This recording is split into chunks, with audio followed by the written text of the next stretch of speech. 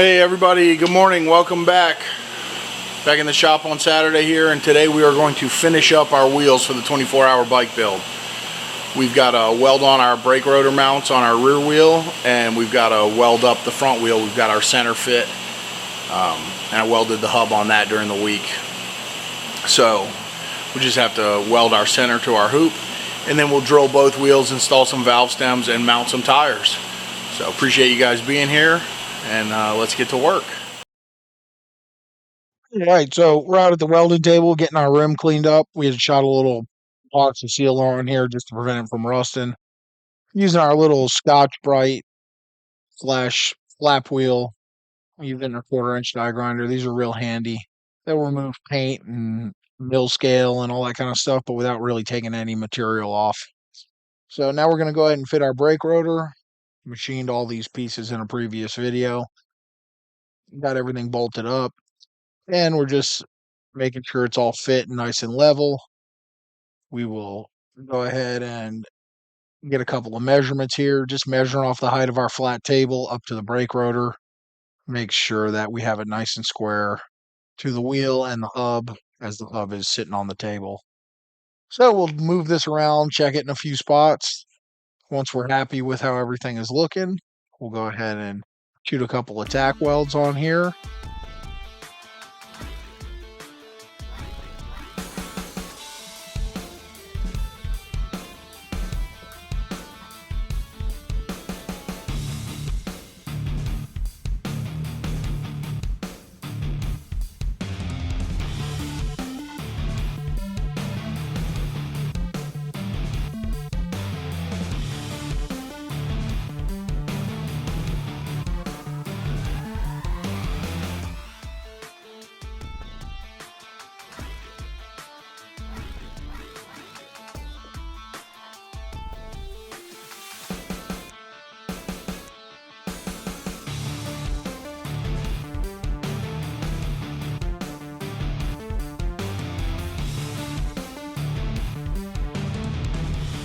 All right, we got our tack welds done. It really can't move.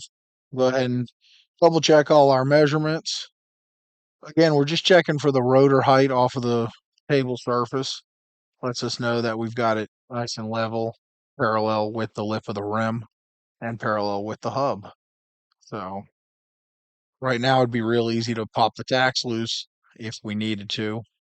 Also gonna check it by eye, stand it up in our little rim roller here and give it a roll. Again, just doing a visual inspection, looking for anything crazy, big run out, or anything that just looks totally out of whack. So once we check all that and we're happy with what we have, we're going to go ahead and finish weld up all 6 tabs on the wheel.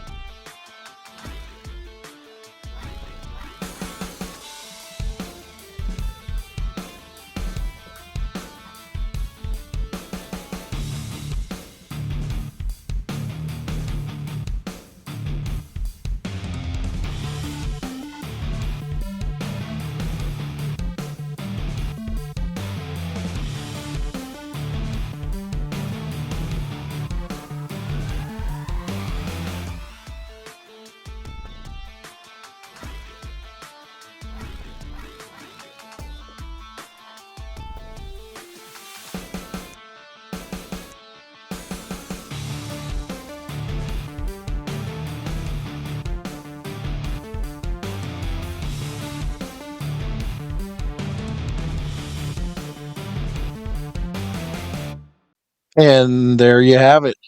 Perimeter brake rotor, all mounted, spaced, and looking sweet on this one-off handmade wheel. This wheel is now pretty much complete. We do just need to drill and install a valve stem, which we will do coming up here shortly once we finish the welding work on the front wheel. So we were spinning it here just again for our last visual inspection. And now we've moved over to our front rim, still just a bare hoop. We got it in our little roller. And we're just removing all the mill scale from the center of the wheel. So we get good, clean welds with nice, fresh, clean steel. So we got our Scotch Brite flap wheel in the die grinder. And we're just giving this a quick buzz all the way around, get it nice and cleaned up. Then we'll do the same on the actual wheel center. I will use the regular flap wheel and grinder on that because I actually do want to remove a slight bit of metal off of each tang. So it's a little bit of a bevel, gives a nice spot for some weld penetration and the weld to sit in nice and flat and clean. So that's why I elected to use the flap wheel that will actually remove a little bit of material versus the Scotch-Brite setup that basically only removes the mill scale. So once that's done, we set it all up on our flat table. We use our shim stock to hold the wheel center. To get this right, I had to lay a couple pieces of welding wire underneath the actual rim. It's just the way all my shim stuff spaced out. See us checking all the way around with our tape measure, making sure everything's even. And then we're going to get into the welding process on this. Basically, we'll tack up 2 spots. We're going to flip the wheel over, tack up another 2 spots opposite that.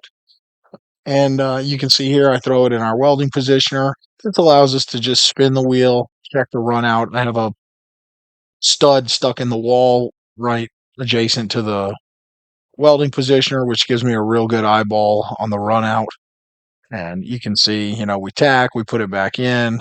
I'm going to do a little bit of tacking on here, looking for the high spot and welding in that area to pull the wheel into position. And it's just a lot of back and forth. Obviously, all these welds are real short, basic tack welds. I mean, it's a little bit of a bead, but you know, maybe 4 or 5 little dips of the wire on each spot. Just a lot of spots, obviously, inside and out. And you're seeing here, we're just keep swapping back and forth. We weld on both sides of the rim, top and bottom. And I switch from the rim roller to the weld positioner back and forth, just based on where I want to weld, how I want the wheel to move, and all that kind of stuff. Just constantly checking and looking over it to get our run out down to as minimal as possible.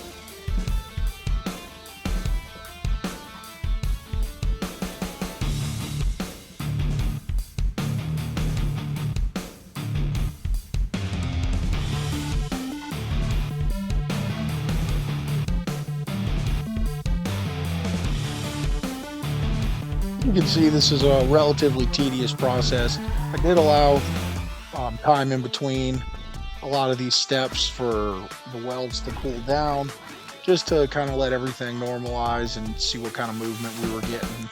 Um, but relatively speaking, the movement is predictable based on the position you weld in. You get a pull in that direction or the other, so you're able to get it back and forth and really play with the run out surprisingly well once you kind of figure out what it's doing. If you pay close attention and check your movement often after your weld. So here we're just doing the end welds, like not either on the left or the right side, but on the center, top and bottom of each spoke or tang, whatever you want to call it. Again, just super tedious, but to me, it's all worth it in the end. The payoff of having these cool wheels. And there you have it. This wheel is completely welded up. It's cooled off. Super happy with how it came out. Super happy with the amount of run out that it had. Very minimal. I didn't measure it, but I would guess somewhere in, few thousandths. Be more than more than suitable for this application, I think, and super happy. Next up is valve stem time. So I'm going to use a little 1/8" drill a violet hole, and then we're swapped out here to 7/16. It's just the size that the valve stems I have measured up. I intended to run 45-degree valve stems on both these wheels. I only had one in stock. I didn't realize that, so I'm putting a straight one in this wheel. May end up changing that back out. It's a little bit of a pain in the butt to get to with the air chuck. But anyway, we got that valve stem installed. Drilled the hole, quick file, deburr it, and I use these. I think they're called Enki valve stems. They're solid metal with rubber washers and a couple nuts inside. They last really long. They hold up good. They're chrome. They look nice. And we repeated that process on the rear wheel and headed over to the tire machine. So tried to do this wheel with the brake rotor in place, but it was in the way. Could get it to clamp with the rim dimension in relation to the hub and all that. So we're going ahead and just popping the brake rotor off here. Once we get that done, we will be able to get the tire installed on the rim.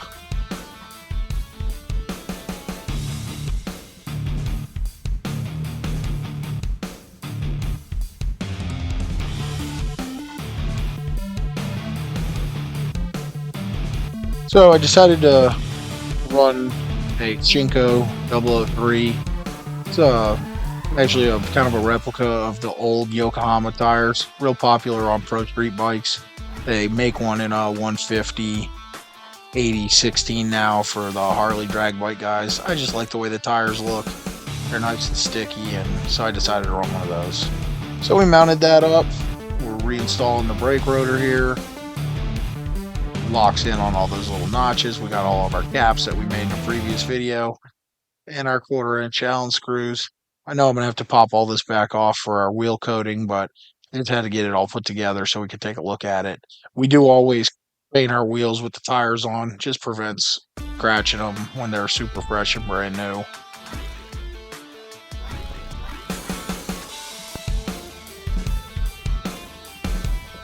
And now we got the front wheel in. Same thing, tire machine. This we're running a Avon AM21 front tire.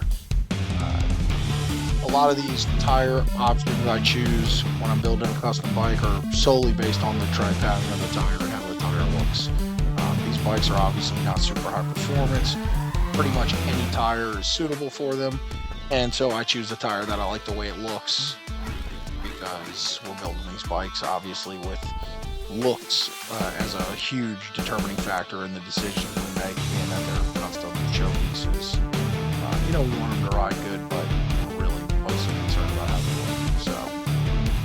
look. So repeating the process, got the rim in the tire machine, and we're just mounting the tire up. Nothing too special or fancy here, but we get this mounted up, and we will basically be finished here. We got both our rims made and tires mounted.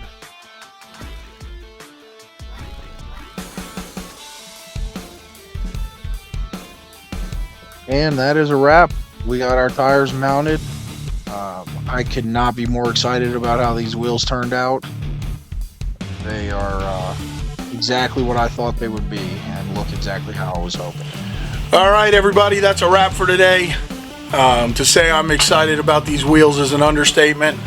It's years and years of thinking about this and designing in my mind, and to now have them finally done and a complete set of wheels ready for a bike is pretty awesome. So we're doing a pretty cool finish on these things. Hopefully that'll get done this week, because we do have an event next week, Rock and Roll Sunday.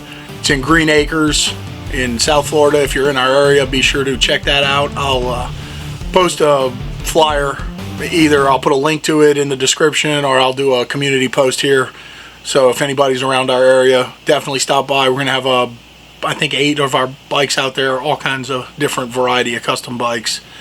So stop by and say hi, and we'll probably use that for our video content next week. So we'll get some film from the show and see what we can see out there. So anyway, as always, appreciate you guys being here, spending a little bit of your time with us.